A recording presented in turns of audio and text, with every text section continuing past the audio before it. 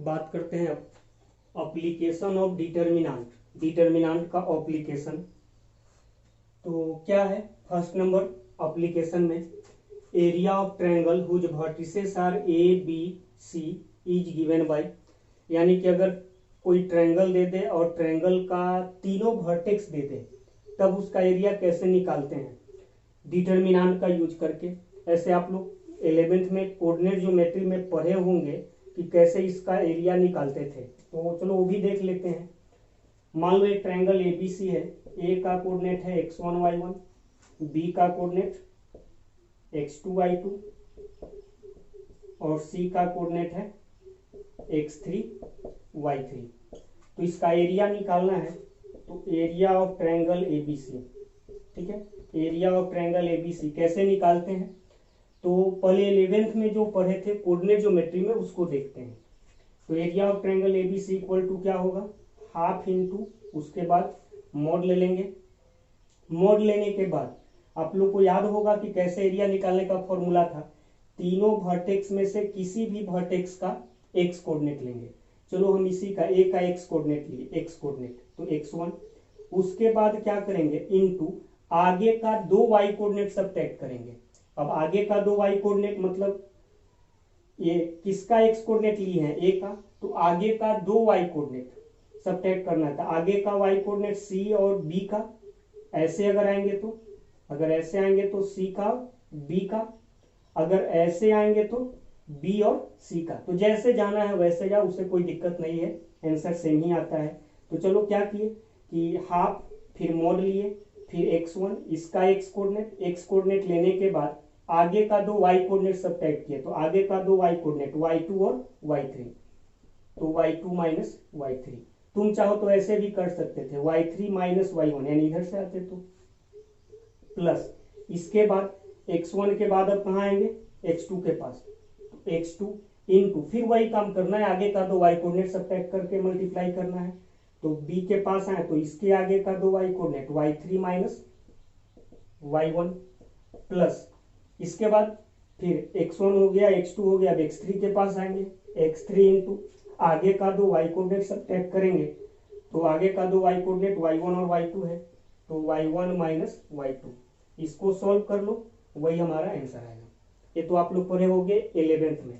हम इसलिए फॉर्मूला दिखाएं आपको कि बहुत लोग क्या करते हैं कि ये फॉर्मूला आप लोग को केवल लिख देंगे और बोलेंगे याद कर जाओ, और याद कर जाने के बाद बोलेंगे कि x1 y1 z1 का वैल्यू पुट कर दो। तो फॉर्मूला समझना भी है, क्योंकि 10th में पढ़े होगे तो पहले तो इसी फॉर्मूला में बहुत लफड़ा होगा, याद ही नहीं हो रहा होगा कि कैसे याद करें कैसे नहीं करें।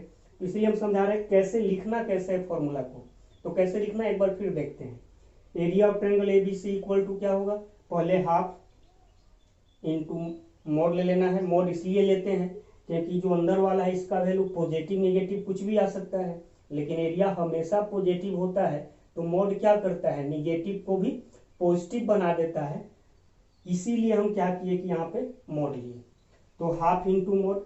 उसके बाद क्या करना है कि एक्स कोऑर्डिनेट लेना है इसका, ए का, जरूर नहीं कि ए का ही लेंगे, किसी का भी एक्स कोऑर्डिनेट ले सकते हैं, तो हम ए का ही लिए हैं। ए का एक्स कोऑर्डिनेट लिए इनटू आगे का दो y कोऑर्डिनेट सब्ट्रैक्ट किए, y2 माइनस y3, फिर प्लस अगला x कोऑर्डिनेट लिए, फिर आगे का दो y कोऑर्डिनेट सब्ट्रैक्ट करके मल्टीप्लाई किए, y3 माइनस y1, फिर प्लस अगला x कोऑर्डिनेट x3 लिए, आगे का दो y कोऑर्डिनेट सब्ट्रैक्ट करके मल्टीप्लाई किए, यानी y1 minus y2।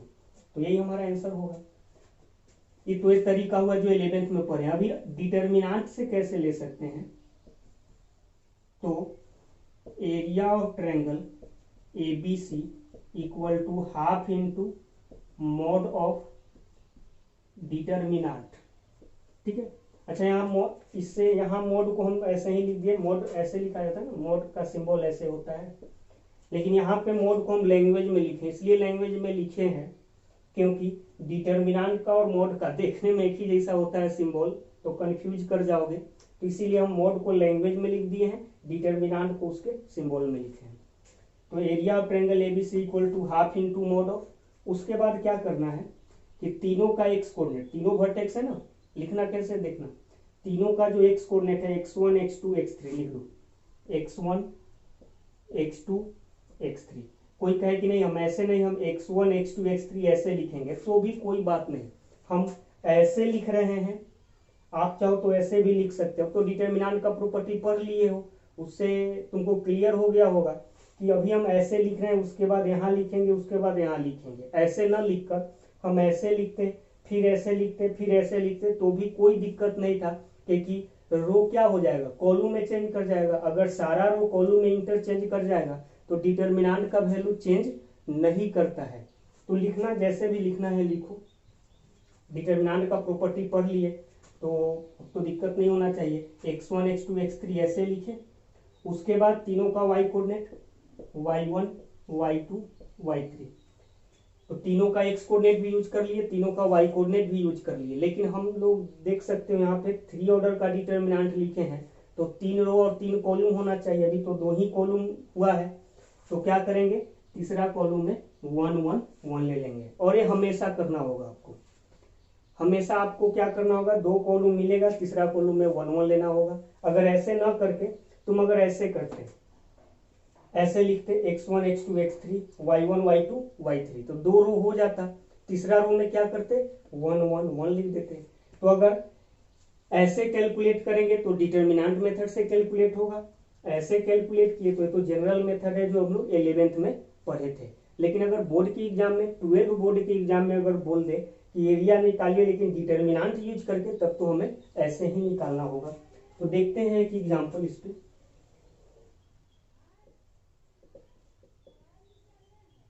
Find area of triangle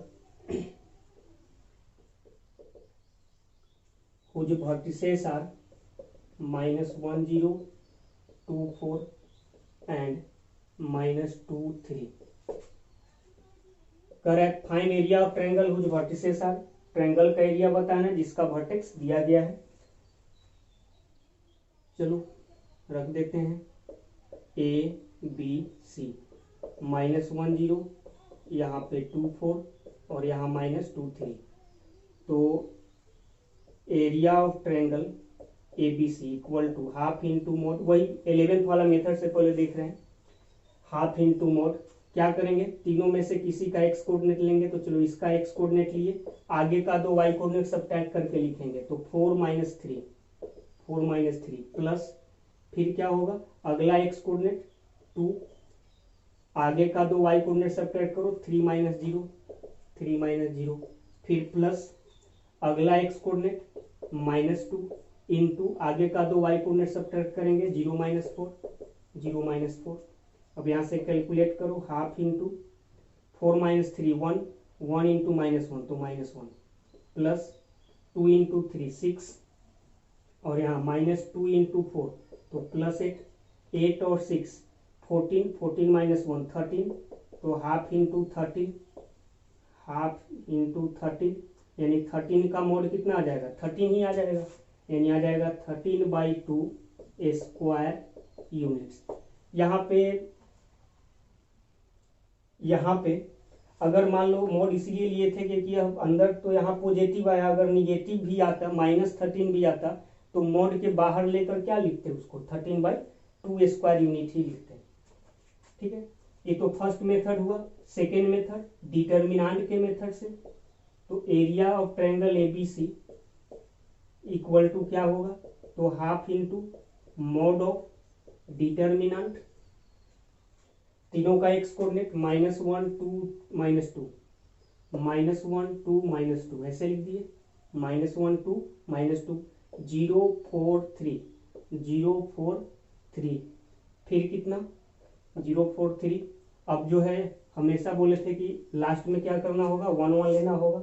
अब उसका वैल्यू कैलकुलेट करो, तो करो कैलकुलेट, हाफ इंटू मोड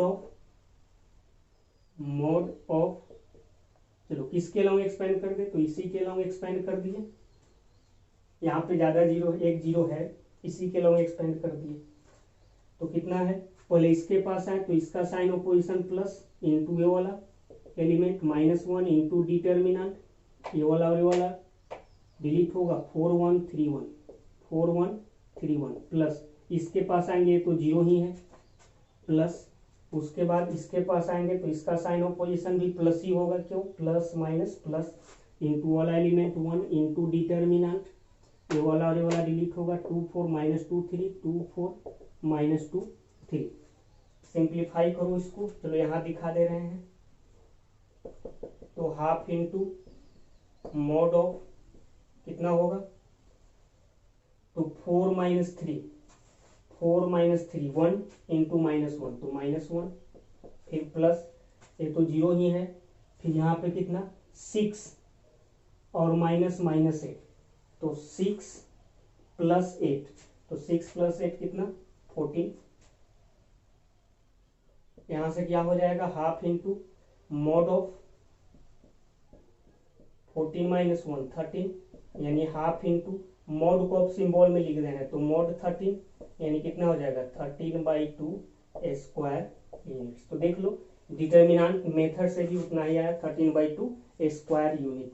तो उम्मीद करते हैं कि आपको क्लियर हो गया होगा। अगर क्या करें कि आपको ट्रायंगल का वर्टेक्स दे दे और कहे कि डिटर्मिनेंट मेथड से इसका वैल्यू बताइए, इसका एरिया बताइए, तो ऐसे बताएंगे। अगर ऐसे बता दिए तब तो नंबर नहीं मिलेगा, एरिया तो बता दोगे कि उतना होगा लेकिन नंबर नहीं मिलेगा। अगर आपको बोल देगा कि डिटर्मिनेंट मेथड से एरिया बताना है तो ऐसे ही लिखेंगे। और इसको कैसे लिखना है यहाँ पे हम समझा दिए ऑलरेडी कि हाफ इंटू मॉड ऑफ ले लेना है। यहाँ मॉड ऑफ लैंग्वेज में लिखे हैं क्योंकि डिटर्मिनेंट और मॉड का सिंबल एक ही जैसा होता है, कंफ्यूज ना करें इसके लिए। तो हाफ इंटू मॉड ऑफ, उसके बाद डिटर्मिनेंट, तीनों का एक्स कोऑर्डिनेट वाई कोऑर्डिनेट, और जो बच गया वहां पे 1 1 1, ऐसे भी लिख सकते हैं। ठीक है, छापिए। देखिए second number application,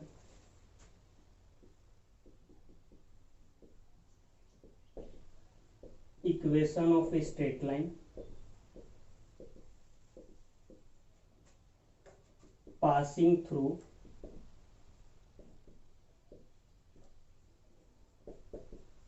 the point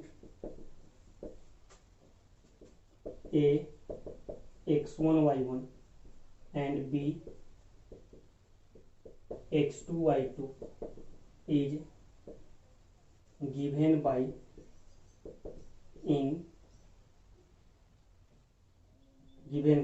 चलो स्ट्रेट लाइन का इक्वेशन जो कहां से पास कर रहा है, ए और बी से, ए बी, ए का कोऑर्डिनेट है x1 y1, बी का कोऑर्डिनेट है x2 y2।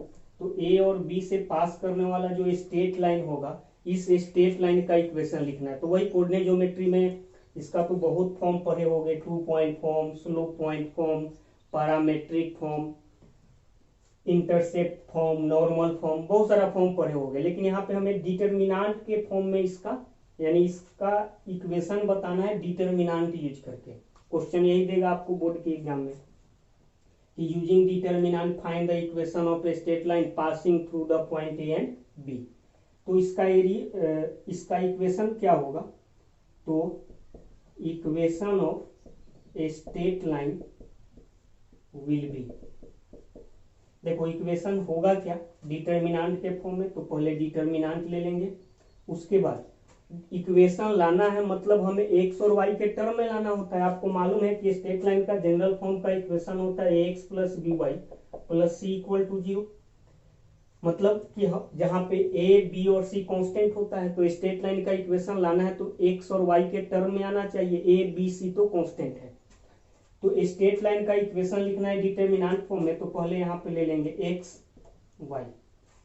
ठीक है, क्या करेंगे एक्स वाई, एक्स वाई क्या है, तो एक्स और वाई के टर्म में ही क्या होगा, हमारा स्ट्रेट लाइन का इक्वेशन आएगा।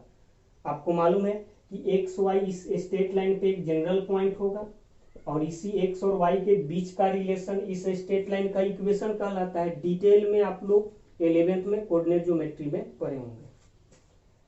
तो क्या करना है, पहले एक्स वाई ले लिए।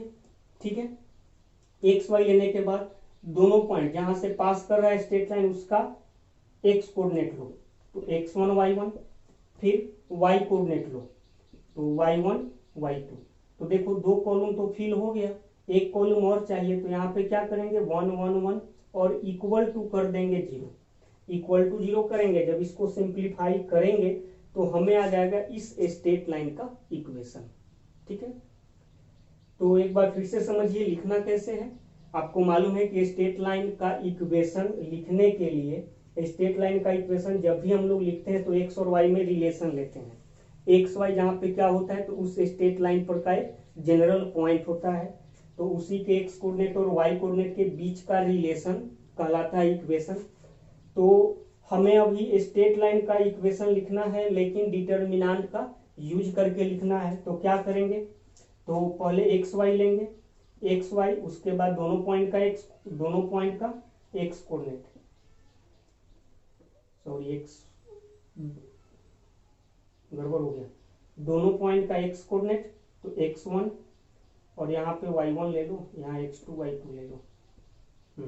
देखो एक बार फिर से समझाते हैं क्या करना है।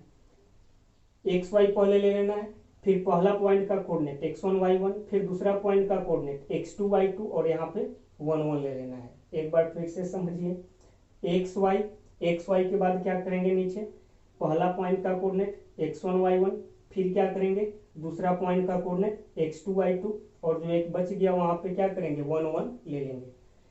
कोई अगर ऐसे ना लिख कर, अगर यहाँ पे तो एक्स वाई ऐसे लिखे हैं, फिर x1 y1, फिर x2 y2 ऐसे लिखे हैं, ऐसे ना लिख कर अगर जैसे कि रो यहाँ तो ऐसे नीचे है, अगर ऐसे भी लिखते तो भी क्या होता, वही होता है आंसर। तो एक क्वेश्चन देखते हैं, find equation of a straight line passing through the point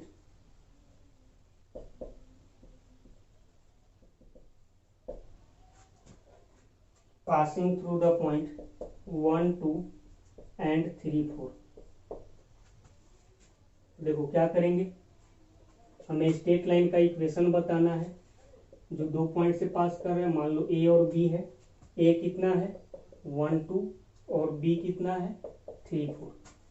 तो equation of a straight line is या विल बी क्या होगा, तो डिटर्मिनेंट, और चलो यहाँ पे क्वेश्चन मान लो दे देगा कि यूजिंग डिटर्मिनेंट, क्वेश्चन दे देगा बोर्ड के एग्जाम में, 12 के एग्जाम में पूछेगा तो ऐसे लिखेगा using determinant find the equation of a straight line passing through the point this and this.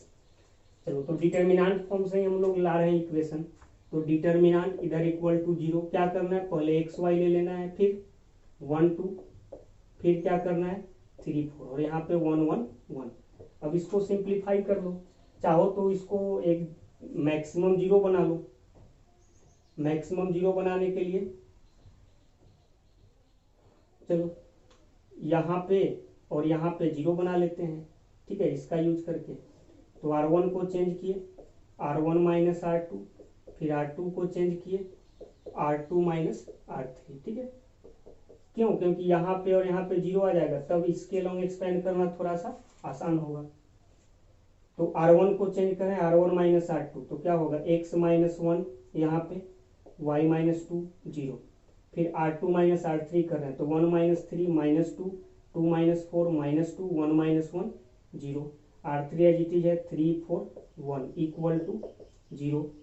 यहाँ से क्या होगा, तो इसके लॉन्ग एक्सपेंड कर दो, तो कॉलम 3 के लॉन्ग, तो प्लस माइनस इसका साइन प्लस, तो 1 इंटू, अब ये वाला और ये वाला डिलीट होगा, क्या होगा x माइनस 1 वाई माइनस 2, फिर माइनस टू इक्वल टू 0। अब इसको सिंप्लीफाई करो, कितना होगा -2 इंटू एक्स माइनस 1, फिर माइनस और -2 इंटू वाई माइनस 2, तो इसको प्लस बना दिए और 2 इंटू वाई माइनस 2 लिख दिए इक्वल टू 0।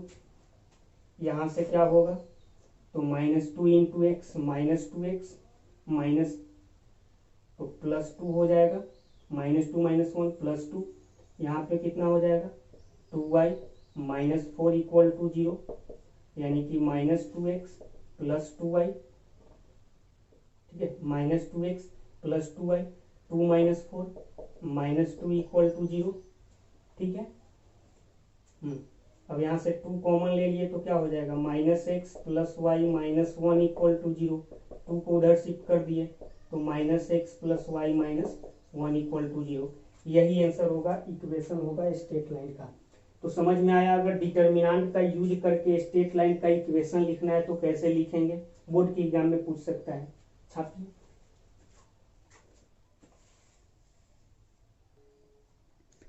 देखिए third number application, 3 points A, B and C will be collinear if 3 point A B C collinear होगा तो क्या होगा।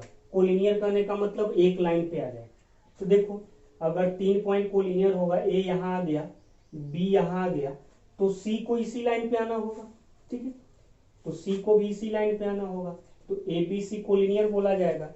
तो अगर ए बी सी कोलिनियर होगा तो ए बी और सी को ट्रायंगल का वर्टेक्स मान के अगर हम एरिया निकालेंगे तो 0 आ जाएगा। तो ऐसे लिख सकते हैं कि area of triangle A B C equal to क्या होगा, 0। ठीक है, एक बार फिर समझो। क्या बोले कि 3 पॉइंट ए बी सी को लीनियर होगा, तो ए बी सी को लीनियर अगर होगा तो ए बी और सी को ट्रायंगल का वर्टेक्स मानकर अगर एरिया निकालेंगे तो उसका एरिया 0 आ जाएगा। क्यों?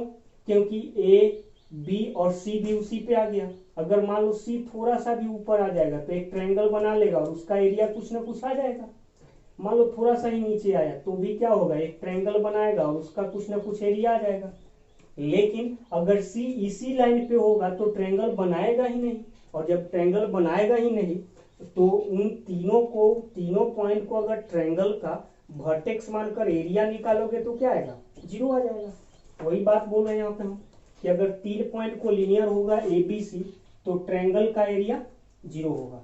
तो ए बी सी, ए का कोऑर्डिनेट क्या है x1 y1, बी का कोऑर्डिनेट x2 y2, सी का कोऑर्डिनेट x3 y3, और वही डिटर्मिनेंट यूज करके अब एरिया दिखाएंगे 0। तो डिटर्मिनेंट इसका एरिया क्या होता है, half into mod of determinant. आपको मालूम है कैसे लिखना है, x1 x2 x3, क्योंकि ए बी सी का एरिया लिख रहे हैं डिटर्मिनेंट फॉर्म में, x1 x2 x3, यहाँ पे y1 y2 y3, और यहाँ क्या हो जाएगा 1 1 1, इसका वैल्यू निकालोगे तो क्या आ जाएगा, 0 आ जाएगा। ठीक है, तो अगर क्वेश्चन पूछे 3 पॉइंट दे दे और कहे कि डिटर्मिनेंट का यूज करके प्रूव करो कि यह कोलिनियर है, तो क्या करेंगे, तो उस तीनों पॉइंट से ट्रायंगल का एरिया निकालेंगे डिटर्मिनेंट फॉर्म में। अगर 0 आ गया मतलब कोलिनियर है। कुछ एग्जांपल भी देख लेते हैं।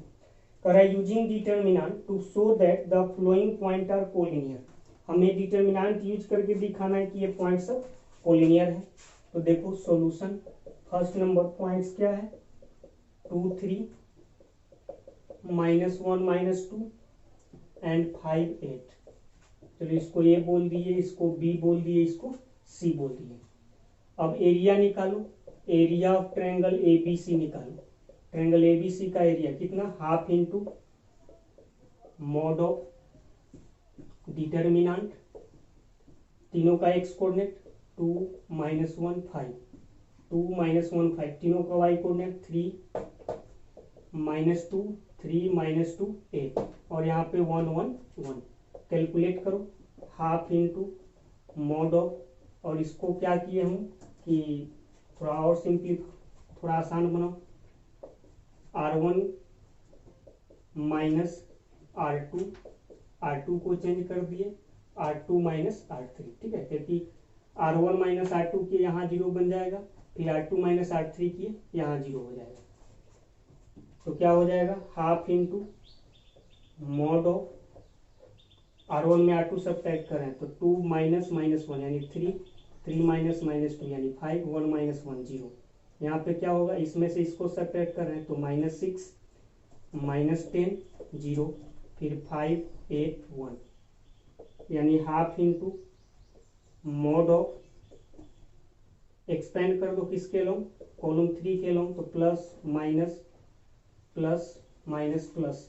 ठीक है, तो 1 इंटू कितना, डिटर्मिनेंट ए वाला और ए वाला डिलीट हुआ तो 3 5 -6 -10, यानी कि हाफ इंटू मॉड ऑफ कितना होगा, -30 और माइनस माइनस +30, कैंसल होकर हो गया 0।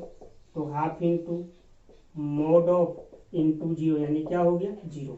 तो जीरो आ गया, हेंस क्या बोल सकते हैं, hence given points are collinear, यानी गिवन पॉइंट्स कोलिनियर होगा, हो गया प्रूफ। ठीक है, तो ऐसे कर सकते हो, आसान है सब। चलो सेकंड का देख लेते हैं।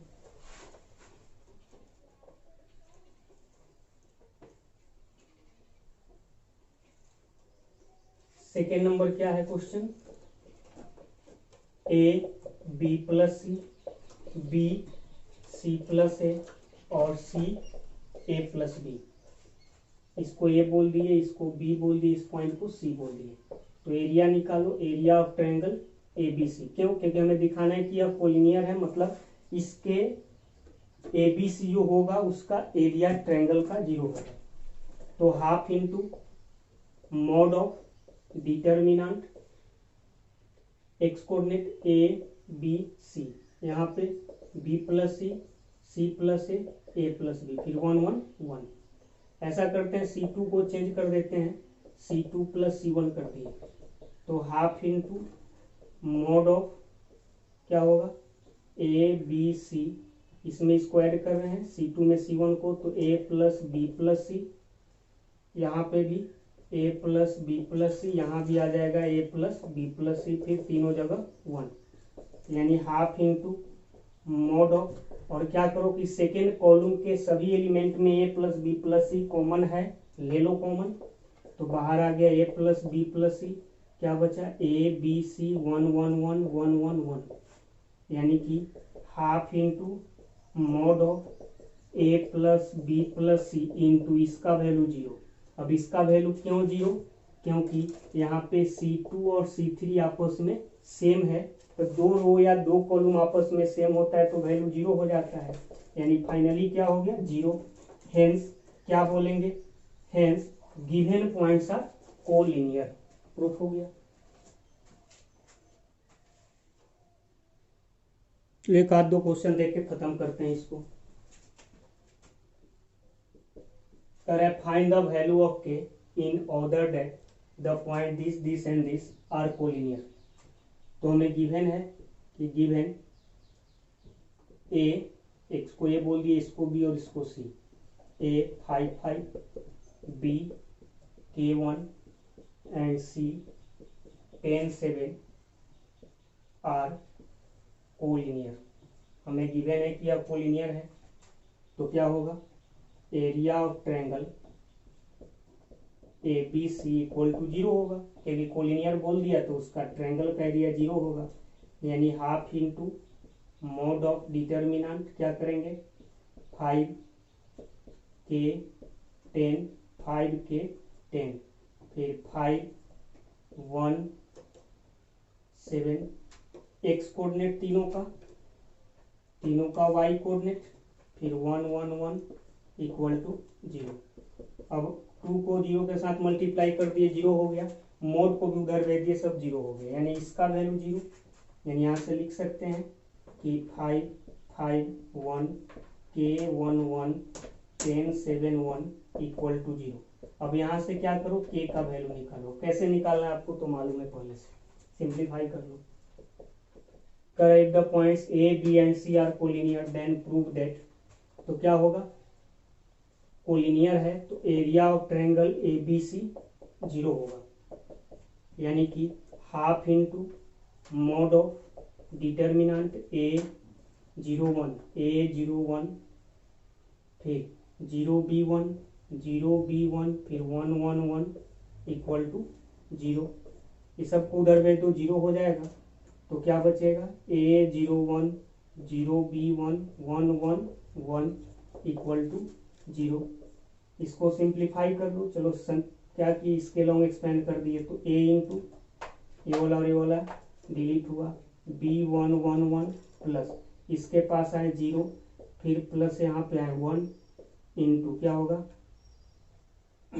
ये वाला और ये वाला डिलीट होगा, 0 b 1 1 0 b 1 1 इक्वल टू 0, यानी a इंटू सिंप्लीफाई करेंगे b माइनस 1, ये तो 0 हो गया, यहाँ पे क्या होगा 0 माइनस बी इक्वल टू 0, यानी फाइनली आएगा A B minus A minus B equal to 0, यानी यहाँ से क्या आ गया, ए और बी को उधर शिफ्ट कर दिए तो A plus B equal to A B, A B से डिवाइड कर दिए तो A by A B plus B by A B equal to 1, A और ए कैंसल, बी और बी कैंसल, तो 1 by B plus 1 by A equal to 1, hence proof. तो ये भी प्रूफ हो गया, ये लाना था 1 by A plus 1 by B equal to 1। तो अब तो क्वेश्चन नहीं बचेगा, पूरा का पूरा बन जाएगा। तो जाकर क्वेश्चन बनाइए।